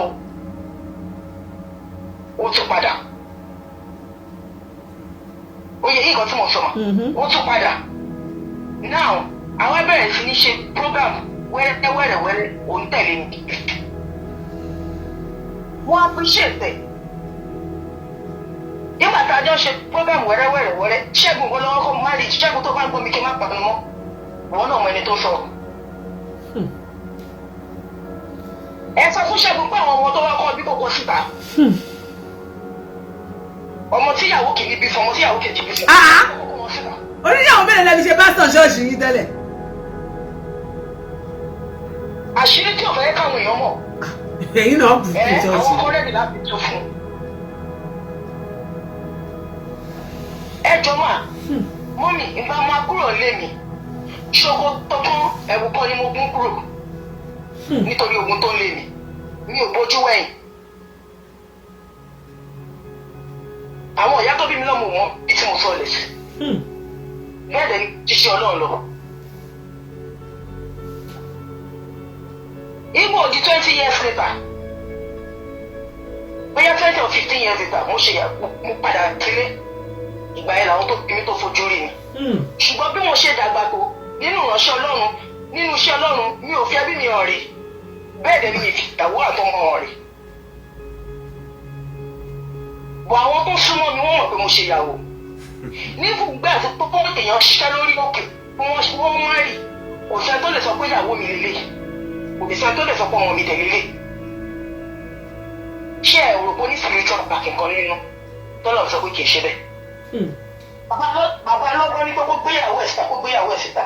Ṣé ìgbà tí bàbá lọ́ má rí tó bímọ èèyàn mélòó nínú ìlú introduce tó ever introduce ìyàwó ẹ̀ sí? Bọ̀ wáì tí Ṣẹ́gun fi ní kọ́ lọ gbéyàwó ẹ̀ wá wáì tí Ṣẹ́gun tó fi ní kọ́ máa béèrè wáì tó fi lọ gbérú ọ̀rọ̀ yẹn jáde ṣáàṣìrí kan wà ń bẹ̀ ni àṣírí kan wà ń bẹ̀ tó. ẹ jẹ́ sọ nǹkan tó wà ń bẹ̀ fún yín wọ́n ní ẹni tí táyé ẹ̀ bá ti bàjẹ́ ó máa ń wo ẹni kúnra ni. Ẹni tí ayé ẹ̀ tó bá ti bàjẹ́ ó máa ń wo ẹni kúnra ni. Ṣẹ́gun tí mo tó bá ń gbọ́ kí n má dákẹ́. Bọ̀ kí ló dé tí fámílì ìyàwó sísà mi kí ló dé tí àwọn fámílì ìyàwó sọ ìyá ìyàwó. Mo máa débẹ̀ fún yín mo kàn fẹ́ mọ̀ pọ́ìntì kan jáde fún yín. Fún ẹni tó bá wá ní làákàyè kó wá jókòó kó wá wò pé yes ọ̀rọ̀ yìí irọ́ kò sọ̀rọ̀ social media kó lọ yanjú ẹ̀ lé. Àjẹ́ mo ráìtì mi. Ìwà Ṣẹ́gun máa ṣe dada ṣẹ́dẹ̀ mi tẹ̀lé sọ̀rọ̀ mi àti Ṣẹ́gun lájọ ṣe ìyẹ̀bọ̀ ní November 2023 o 2021.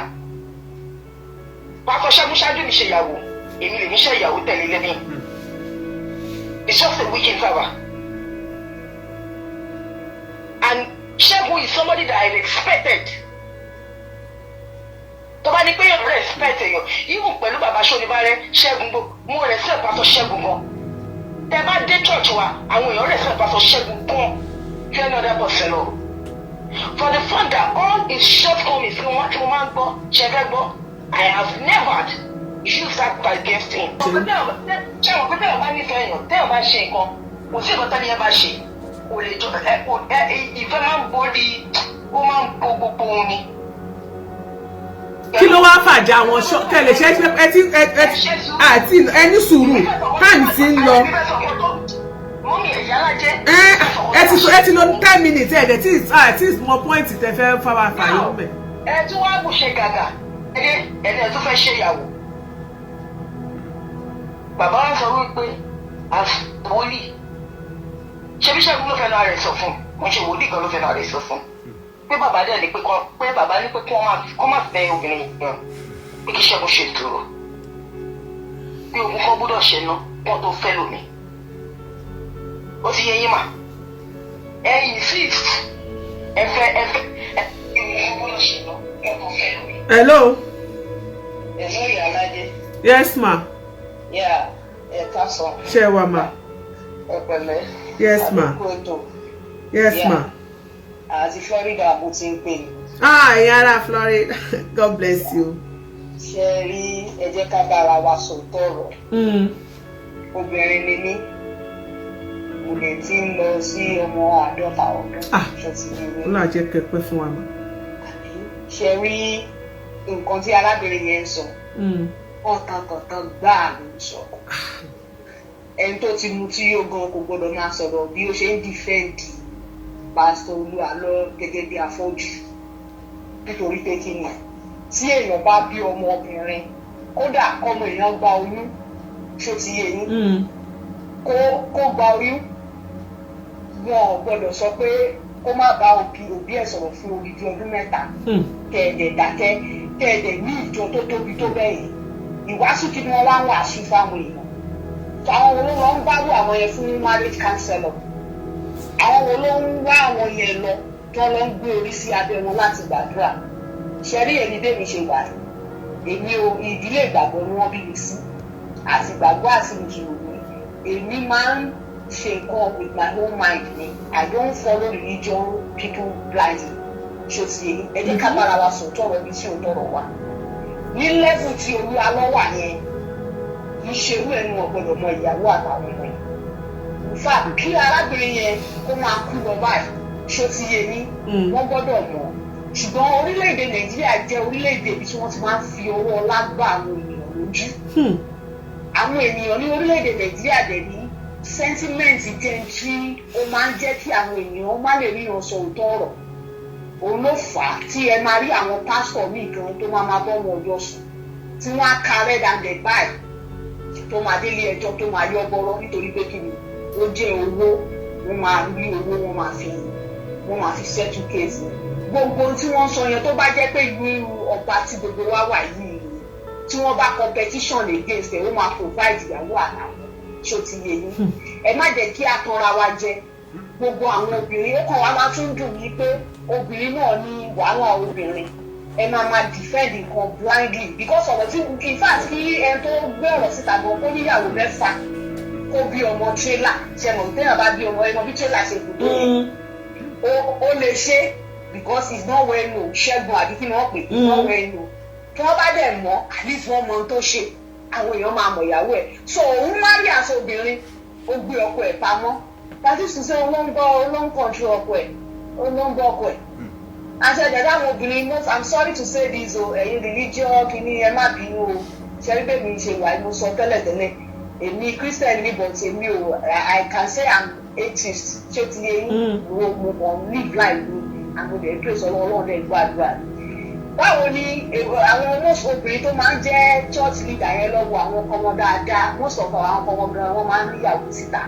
because wọn ní time wọn àwọn kan ò dẹ̀ ní time ọ̀pọ̀ wọ́n kàn máa ń fi bible bojú ṣó ti yẹ yín so nǹkan tí ìwé mímọ́ gan fi sọ wọn gan àwọn gan they are derailing from it wọ́n derail bẹ́ẹ̀ pátápátá so ìwọ ò jẹ́ kọ́nà ẹ tọ́ ò fi ọ̀nà ẹnu àwọn ọmọ òjò ẹ. bọ̀ ṣé ẹ̀jọ̀ ṣé máa yẹn ṣé pásítọ̀ Olúalọ́ ṣé wọ́n níyàwó mi ni wọ́n níyàwó mi. ṣé ní àwọn ní ṣẹ́rí ìyá alájẹ kò tí ọkùnrin bá níyàwó mi ìran ọkùnrin Yorùbá ló ń ṣe tó bá ṣe mistake doesn't matter. àwọn pásítọ̀ àti àmọye pásítọ̀ tó níyàwó tó bímọ síta àwọn náà bí èèyàn bíi tiwa náà tiwọn náà.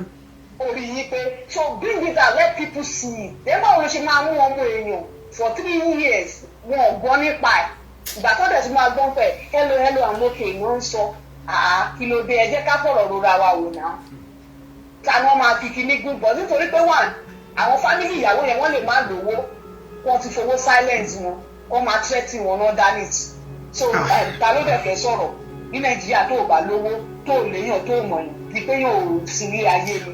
ojú pásán alọ́dẹ̀wà kù ju pé wọ́n lè máa threaten èèyàn lọ. It doesn't matter ẹni tó kù gan ló burú jù àwọn introverts yẹn ló burú jù because you can't predict them they are unpredictable. ṣúta ẹ jẹ́ ká tún gbẹ lómi láyé. ẹ ṣé ma God bless you ma thank you so much.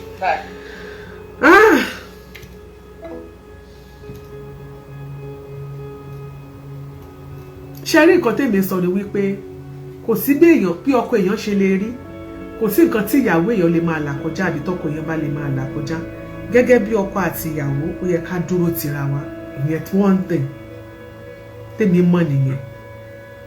So ìyàwó pásítọ̀ Olúalọ́ mi ò mọ̀ nǹkan kan nípa wọn bọ̀ọ̀kan tèmi sọ ni wípé tí wọ́n bá sọ pé wọn ò fẹ́ kí pé wọn ok pásítọ̀ Olúalọ́ àfẹ́ kan jáde kan sọ̀rọ̀ àfẹ́ kọ́kọ́ sọ̀rọ̀ ṣe òkè bí tí mo ti bẹ̀rẹ̀ ọ̀rọ̀ nìyẹn mo ní èmi kò fẹ́ kán jáde kán sọ̀rọ̀ kan sọ anything mo ní ṣùgbọ́n mo expect àwọn family ìyàwó kán mọ̀ jà lájẹsẹ́ ó yẹ kán jáde kán sọ̀rọ̀ náà wá sọ wípé ìyá ìyàwó gan wọn ló gbé voice note jáde wọn wá orí ètò náà ni mo ti gbọ́ ó sọ pé òun ọmọ òun pé láti bí 3 years òun ò gbúrò ẹ̀ ìgbà tó máa gbúrò ẹ̀ wọ́n sọ pé hello ló ń sọ bí how are you àbí nǹkan wọn ló ń sọ bí how are you nìkan ló ń sọ.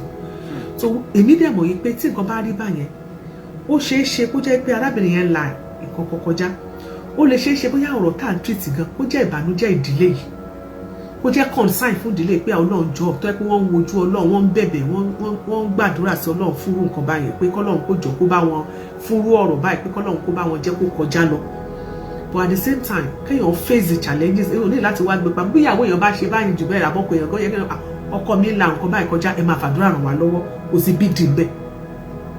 hello ẹ ti wọrí ètò hello sir. Yes sir, God bless you sir. Àmín. Ọmọ àtọkùnrin àti obìnrin. Ẹjọ́ ìyáájé wọ́n ní ọmọ ẹni sọ Yorùbá ní ọmọ ẹni nù. Ọmọ ẹni kú ó sàn jọ ọmọ ẹni nù lọ. Bẹ́ẹ̀ ìyá la pè é, ọmọ la pè é. Bẹ́ẹ̀ni.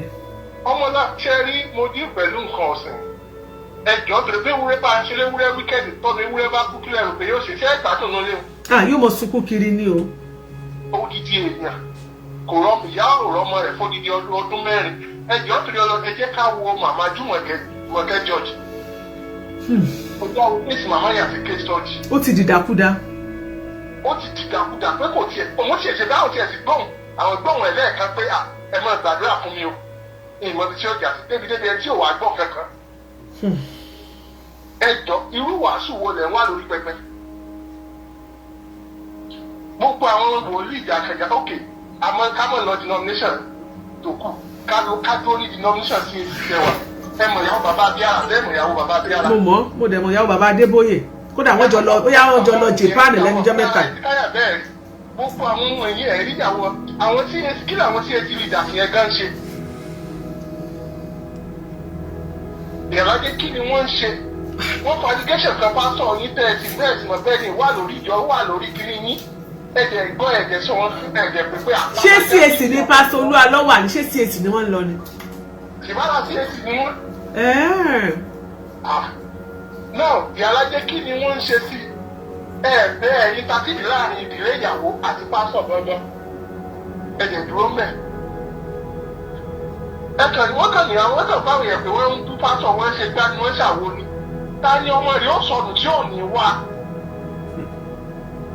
Ọlọ́mọdé aṣọ́rí burúkú náà.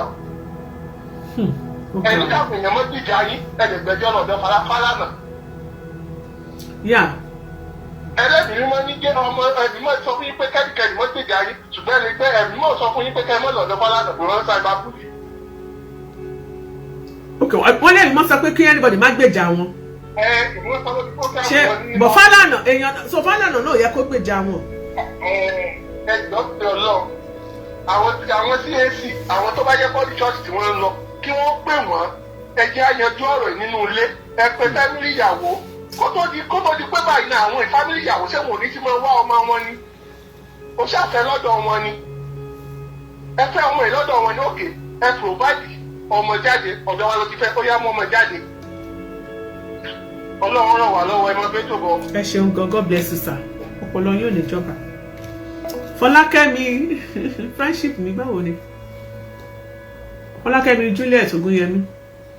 Mọ́mí Adéjọkẹ́ Gold mo ti ṣe báyìí sí ní látẹ̀ẹ̀kan ṣe rí orí ẹ má bínú mo rí pé ẹ allegation kò mí pé wọn fún yín ẹ pẹ́ dé jẹ́ kẹ́ mọ̀ pé kò ti bẹ̀rẹ̀ ẹ má bínú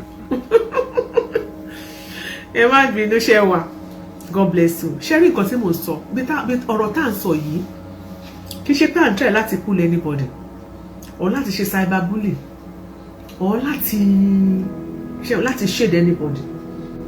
Mo fẹ́ kí gbogbo wa mọ̀ wípé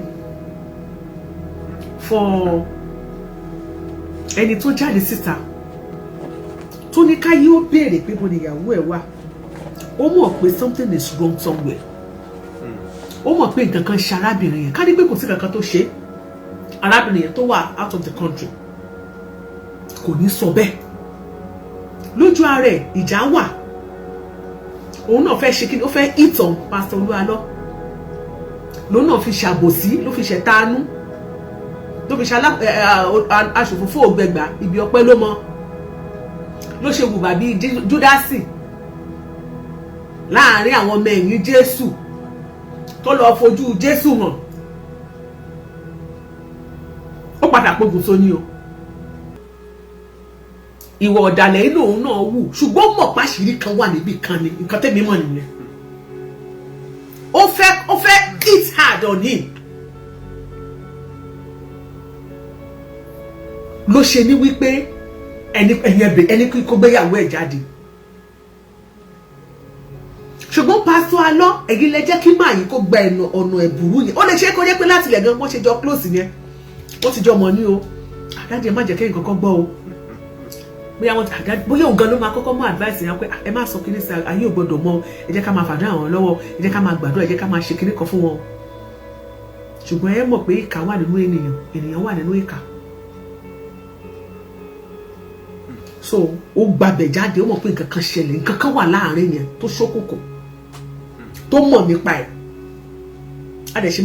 àṣẹ̀ṣẹ̀ expect ẹ kó jáde síta kó wá sọ tójú ẹ ní kó wá sọ tán bó ti bẹ̀rẹ̀ ṣùgbọ́n bá sọ alọ́ ẹ̀yin lẹ jẹ́ kó gbàbẹ̀ yẹn yọ sí yín tó bá yẹ pé no matter what nǹkan tí ìyàwó yín lè máa là kọjá tá a gbàdúrà pé lórúkọ Jésù Ọlọ́run Olódùmarè bá yín dá sí àfọwọ́ tọ́ wọn tó bá yẹ pé àìsàn ni á má àìsàn náà kúrò kò yẹ kẹ́ ẹ gbárábìnrin yẹn pamọ́ no matter what ìbá ṣe pé wá ní mental kínní ni o kó jẹ́ ètò wà aggressive ni o àbí ètò gentle o no matter what irú ẹ̀ kankan tẹ́ bá ń wàásù ní church lóòótọ́ lè jẹ́gun ọkàn yín gbogbo ẹ̀dùn ọkàn yín mọ̀ sọ fọ́lọ́run ni Ọlọ́run kó máa rí irúfẹ́ tẹ́ fi arábìnrin yẹn pé ò gbé pamọ́ ní kọ̀rọ̀ àti gbangba tẹ́ sọ̀rọ̀ ẹ̀ dáadáa Ọlọ́run lè wọlá wípé Jóòbù Ọlọ́run náà dán Jóòbù wo ìgbà tí Sátánì lọ bá Jóòbù tó sọ pé òun fẹ́ dán ó lọ bọ́lọ̀ pé Ọlọ́run mo fẹ́ dán Jóòbù wò kí lọ́lọ́run sọ fún Jóòbù kí lọ́lọ́run sọ fún Èṣù ó sọ fún Júdà ó ní wò ó mi ní kó má dán wò lọ́dọ̀ ṣùgbọ́n mi ò fẹ́ mí ẹ̀ lé ẹ lọ́wọ́ o lọ́dọ̀ wo ó ní tí bá dán wò ó ní ẹni tó sọ pé ẹni bí ọkàn rẹ ní ọ̀kí ni ó máa fẹ́ tó bá dán wò ó dá kò ní sí àwọn ló máa ṣe ó ní ọ̀dà ṣùgbọ́n mi ò fẹ́ mí ẹ̀ lé lọ́wọ́ ìyàwó lọ ọmọ lọ gbogbo agbo ẹran gbogbo nǹkan tó ní ó lọ Jóòbù sí Ọlọ́run. Hello sweetheart, how are you darling? How was school today? You're welcome. Kò torí ẹ̀ sí Ọlọ́run ìtẹ́yìn náà ńlá kọjá yìí Ọlọ́run á sì gbé yín borí ogun yẹn ó lè jógun ni kò sẹ́ni tí jí ò lè Ọlọ́run máa gbé yín borí ẹ̀ ṣùgbọ́n yìí gangan lẹ sílẹ̀kùn bógiri ò bá lanu alágbó ò lè wọnú ẹ̀ tẹ́ ẹ bá ń wàásù àwọn nǹkan kan wà kó tó di pé nǹkan kan ṣe tó pé lóòótọ́ mi nǹkan ṣe arábìnrin yẹn mi ò mọ o tó yẹ pé nǹkan ṣe arábìnrin àwọn ayé kan wà àwọn ìgbà kan wà tí nǹkan ò ti ṣe bóyá ẹ ti ń sọ̀rọ̀ nípa marriage counseling ni ẹ lè fi ṣe example when I was dating my wife my beautiful wife my kìnìkan ẹ máa sọ ẹ máa fún ìyàwó yín ní packaging ẹ fi ṣe example I remember when I went to kìnìkan I remember my wife and kìnìkan ayé àwọn tó gbọ́ bá wá padà gbọ́ngàn tó sọ arákùnrin dẹ̀ fẹ́ràn ìyàwó ẹ̀ gan o kò dẹ̀ sẹ́ni tó lè mọ̀ pé ìyàwó ẹ̀ larú nǹkan báyìí kọjá ìbá má hard wọn bá má lè rí yín get back like wọn bá má rí àǹfààní àyè láti hit yín so hard báyìí irú bọ̀bọ̀ yẹn èyí ọ̀dàlẹ̀ yẹn kò bá má ní ẹnu ọ̀rọ̀ ayé ìbá máa gbọ́ báyìí pé nǹkan kan tiẹ̀ ṣe lọ́wọ́ arábìnrin yẹn ẹni lè mọ̀ pé nǹkan ṣe ìyàwó wọn wọ́n dẹ̀ lọ́ọ̀fù ìyàwó wọn gan-an bí ilé ayé ṣe rí nìyẹn sà bí ilé ayé ṣe rí nìyẹn àwọn ṣẹ́rí what God has joined together let no man put asunder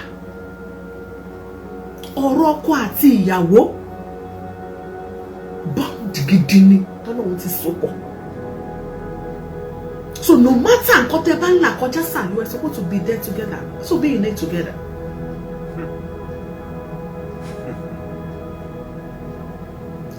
Ṣé ẹ bínú sá? Ibi tẹ́yìn ti ṣe àwọn àṣẹ kékeré ni mo bá yín yàn yẹn. the relationship ẹ̀yin àti àwọn family ìyàwó yín relationship yín kò dáa. Ẹ lè jẹ́ pastor sir, ẹ lọ ṣàtúnṣe. No one is perfect. Èyí ẹlẹ́ran ara bíi tiwa náà lẹ́yìn náà. Bá a ṣe ń ráwọn ọkọ wa míì náà tí wọn ò kí ní relationship tó straight tó gúnná-dóko láàárín àwọn ọkọ wa àtàwọn family ìyàwó, bẹ́ẹ̀ náà ló ṣe wà nídìí iṣẹ́ Ọlọ́run. Èyí ẹlẹ́ran ara lẹ́yìn náà. So same náà ni yín. Bó ṣe wà ní Líkì ló ṣe wà ní Gbàǹjà. Ó yẹ kẹ́ ẹ ní good rapport pẹ̀lú family ìyàwó yín sà. Ìtó parí pẹ̀lú Gloria Popson, God bless you my sister. Mọ́mí Fọlákẹ́mi tó parí pẹ̀lú 7082. Ó ní máa pè mí sí. Ó yẹ kẹ́ ẹ ní good rapport láàárín ẹ̀yin. Ṣé ẹ gbọ́ Pastor Alọ́ àti family ìyàwó yín. Irú ìyàwó yín yẹn tẹ́ bá ti fi ń proud tẹ́lẹ̀tẹ́lẹ̀ tẹ́ bá my wife àfi tẹ́ pé bá ti rí ìyàwó mi. Ṣùgbọ́n tẹ́ pé ìyàwó yìí náà ni ó dẹ̀ wà nínú àdójúkọ. Bẹ́ẹ̀ tí ẹ gbé jáde fáwọn èèyàn kan ká ní pé ìjọba bá ní sọ̀rọ̀ bá my wife before she traveled to Finland, before she traveled to France. I remember when I met tẹ́ máa ṣe marriage counseling. I remember when I met my wife. You know, when we had our first child, the Lord akínníkan nìkan. Actually báwọn pastors mi ṣe máa ń ṣe. Tẹ́ bá ń wàásù ṣé ọ̀rọ̀ ọlọ́rọ̀ lẹ́yìn máa ń gbé wá sórí ọ̀tà ni. Ẹ̀yin ò kí sọ wọ́n kan nípa tọ̀rọ̀ ti yín náà ni. Even gan tó bá yẹ pé ìjà ṣẹlẹ̀ ni tí obìnrin yẹn lọ, ṣé obìnrin yẹn máa sọ fáwọn ẹbí ẹ̀ títò òun ò sí pẹ̀lú bàbá lágbájá. Bájámọ́ àsímọ́ bẹ́ẹ̀ ni. Náà ọmọ tí àwọn lé ọmọ mẹ́ta ni lady yẹn bí. Okay. Where are the children? Ìyá wọn dà. Ẹ wá ní èèyàn kankan ní explanation. Ẹ dẹ̀ expect àwọn kan láti ṣì máa gbà yín gbọ́. Lóòótọ́ wọ́n ti gbogbo nǹkan táwọn pípọ̀ yìí ṣe ń sìn, ó ti fi hàn pé in tí n bá sọ ní kẹ́ ẹ tẹ̀lé ẹ má tẹ̀lé wà mí. Torí this men of God now, I am not sorry to say, wọ́n in tó ń wàásù kọ́ làwọn gan ń ṣe. Àwọn kankan tá a wàásù tá a gbọ́ pé tá a gbà ṣe Olúwa gan, a lè ṣe àwọn unthinkable tí àwọn pípọ̀ yìí ń ṣe. Kí ló burú nínú tí ẹ bá ò general public ní explanation? Eléyìí ò ń ṣọ̀rọ̀ dragging. Ẹ lọ sọ́dọ̀ àwọn òbí girl yìí. Nǹkan báyìí ló ṣe yes, nǹkan tí mo sọ nìyẹn. Àwọn man tí wọ́n lọ sùn tí wọ́n fi bàbá Fálànà kọ̀wé sí. Wọn ò ní kò ní máa pariwo bó ṣe pariwo. Sóògì ni ò bá lẹ́nu alágbò ní wọnú ẹ̀. Wọ́n lọ kẹ́ bá ní náà. Bó tẹ̀ ṣe pálábòsí alábòsí ló lọ bá wọn. Ṣe tẹ̀ rí yẹn tiẹ̀. Gbogbo nǹkan ó máa ń ṣiṣẹ́ pọ̀ fún rere ni mà.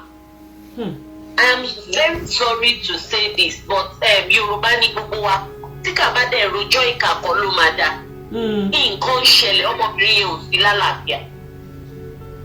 Mi ò mọ ìdílé yẹn rí o, but from gbogbo nǹkan tí mo ti ń gbọ́ láti bí ọ̀sẹ̀ méjì tí mo ti já lu ọ̀rọ̀ yẹn, ọmọbìnrin yẹn she's not doing well, she's not fine. Tó bá wà lálàáfíà ó máa ti pe àwọn òbí ẹ̀. Ṣé mọ̀ pé nǹkan tó ṣẹlẹ̀ sí síyàwó Olúalọ́ ẹ̀ ó lè má dùn mọ́, ó lè jẹ́ pé àmọ́ nǹkan tó ṣẹlẹ̀ akọ̀fin sọ̀rọ̀ ni o, ó lè jẹ́ nǹkan tí ó dùn mọ́ arákùnrin yẹn gan nínú kó jẹ́ ìbànújẹ́ ọkàn fún wọn bọ̀ kò handle ẹ̀ dáadáa. Mi ò mọ̀ wọ́n rí from anywhere, but from what I have heard in the last 2 weeks from response of Pastor Lati mo fúnra mi rí fídíò yẹn pé God said nobody should fight for him, that Ọlọ́run ló máa jà fáwọn tó wá lọ ń kọ̀wé ìpẹ̀jọ́, wọ́n ti shoot ara wọn lẹ́sẹ̀. Ó lè jẹ́ àwọn ará church ló máa pèwé ìpẹ̀jọ́, ó lè má jẹ́ pásítọ̀ gangan ló pe ẹjọ́. Ìyálájẹ́, you are like a sister to me.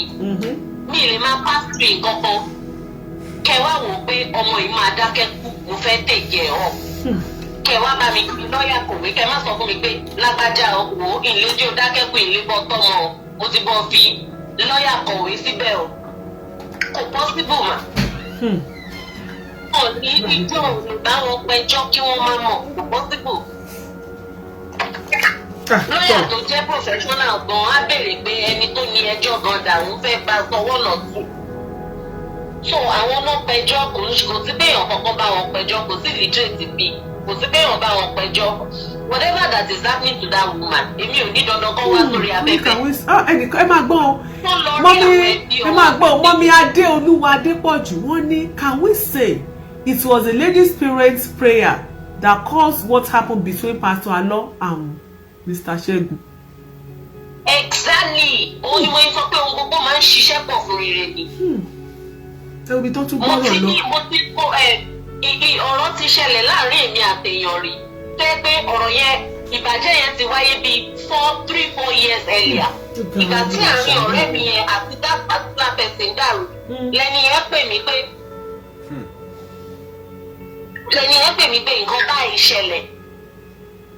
The next question I asked that person was, kí ló ṣẹlẹ̀ gangan láàrin èèyàn àti alágbájá bí ọ̀rọ̀ tẹ̀ ń sọ fún mi ọ̀rọ̀ 2015 ni why are you now telling me 2015 tí ó bá yẹ gbàrin yín dàrú sórí nǹkan kan náà ló dàrin wọn rú Ọlọ́run fẹ́ káṣírí yẹn tún and this ọ̀dàlẹ̀ we are talking about knows so much he knows a lot tí kò bá rí nǹkan kan tí ó sọ. Alábòsí ni ìwọ tó lè gbéṣẹ́ fún blogger kílẹ̀ tó wulẹ̀ dá gbogbo tọwọ́ ẹ lẹ̀ alábòsí ni Mr. Ṣẹ́gun yẹn kì í ṣèyàn gidi. alábòsí ni kì í ṣèyàn gidi ṣùgbọ́n ní ìgbà míì Ọlọ́run náà máa ń lo ọ̀tá èèyàn fún èèyàn tí ò bá mọ̀ sí inú àhámọ́ àbí inú problem tí ọmọbìnrin yẹn wà mà tí ìjà bá dé kò ní rí nǹkan kan sọ ibi tí mò ń lọ nìyẹn tí ìjà bá dé kò ní rí nǹkan kan sọ. Ìjà tó dé bóyá ìlara ló fẹ́sìn ni o bóyá prophet Olúwa ló promise ẹ̀ ní nǹkan kan tí wọn ò fún bí ilé ìlú. Ìjà ló dé lórí dòwe. Ní ìjà fi dé tó fi wá wò pé ṣé ojú àfọ̀nfọ̀ tọ́ ìdà ló ń dálẹ̀. Àṣírí ṣe tó fẹ́ tú ni nǹkan tó bá ń ṣe ọmọ ọlọ́mọ kan sọ àwọn kò fẹ́ gbọ́ nǹkan kan lórí social media. Pastor Olúwa should do the needful. Kọ́ lọ bá family ìyàwó. That lawyer tí wọ́n ń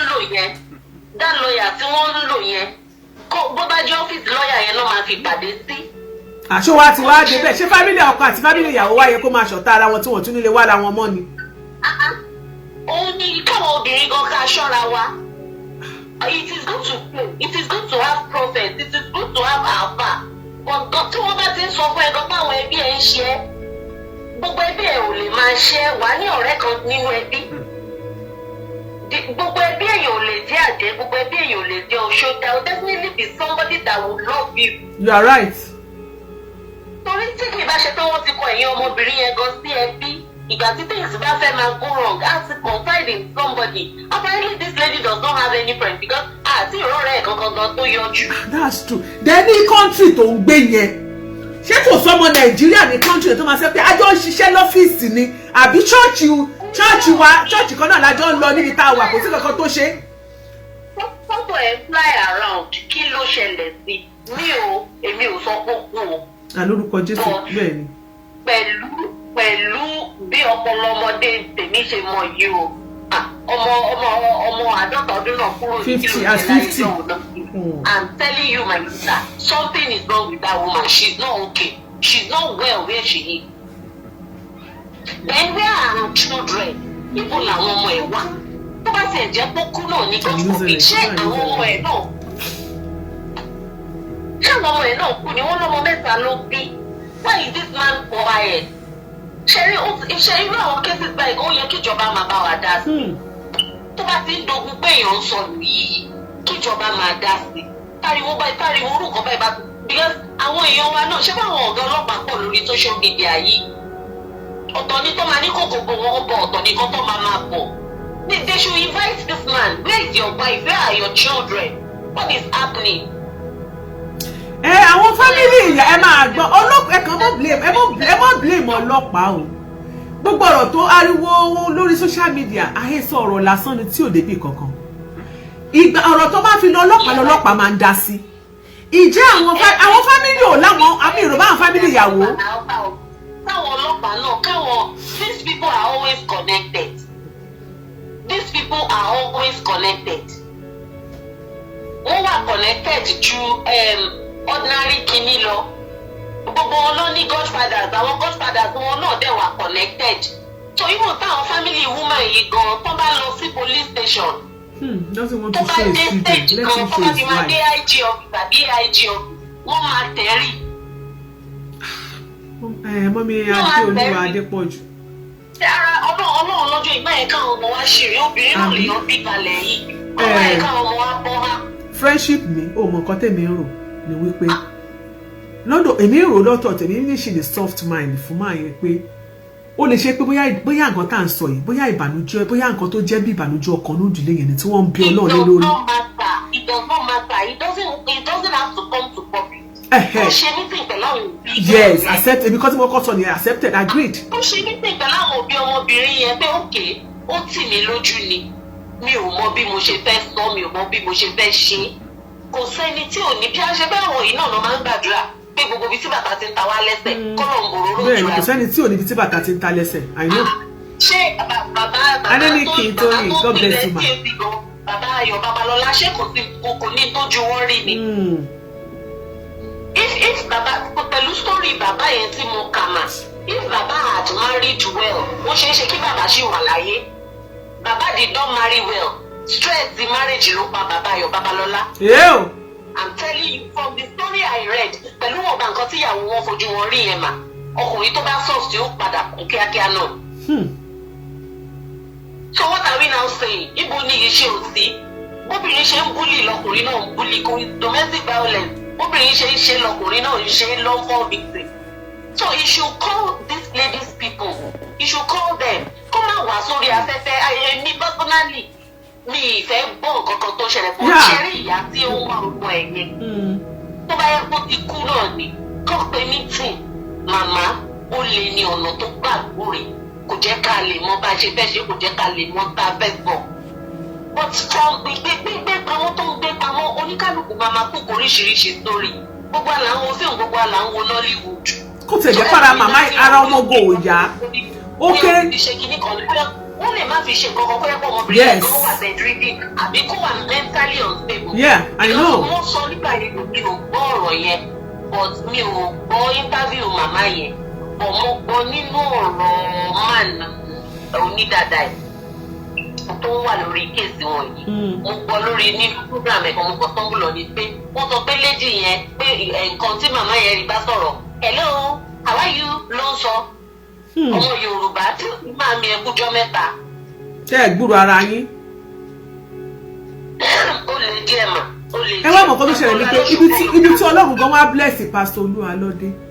Ìwọ tó lè mọ fúnyàn ní 2 million 5 million tó lè mọ gbéyàn travel out.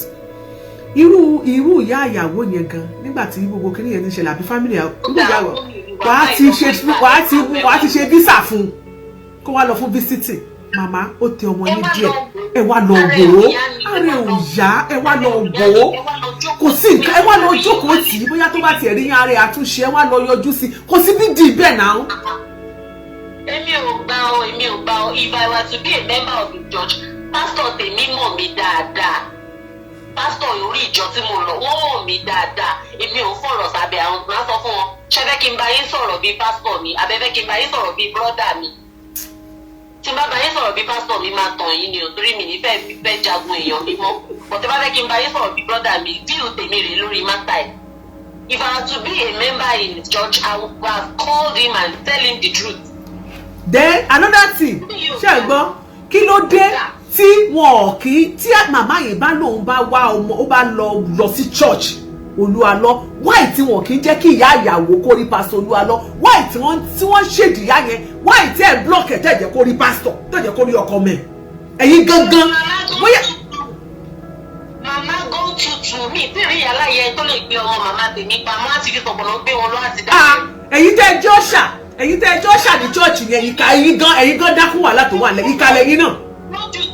wọ́n ti máa fi wá bá ẹ mọ̀ pé ìyá ìyàwó ẹ̀ ni ó wá máa wá bá ó wá mọ ọmọ ẹ̀ wá wá bí ó ti ẹ̀ wà kísà bí ó ti ẹ̀ wá òkè ṣe bó yẹ kẹ́ ẹ jẹ́ kó rí.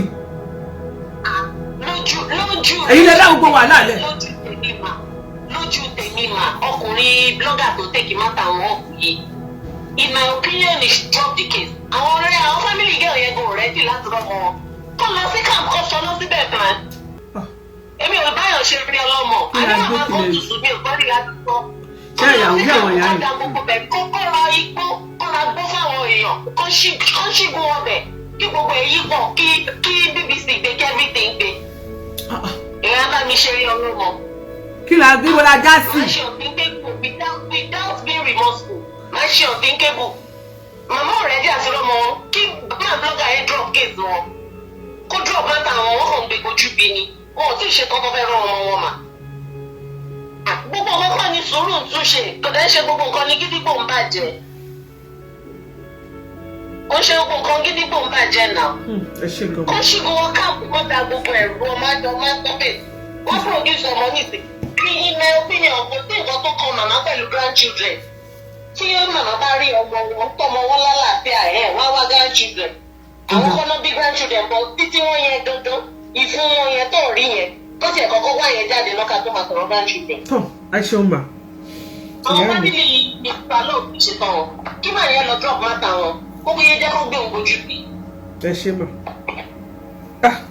níbo la já sí níbo ni sísà mi gbé mi dé aláwọn tó jẹ́ bíi aṣọ́nà àbí bíi protocol ni àbí ushers ní church èyí protocols ẹ ò ṣe dáadáa bóyá mi ò wá mọ̀ bóyá ó ṣeé ṣe kó jẹ́ pé bóyá àṣẹ tán pa fún yín lẹ tẹ̀lé o àbẹ́ ẹ pàṣẹ ẹnu yín o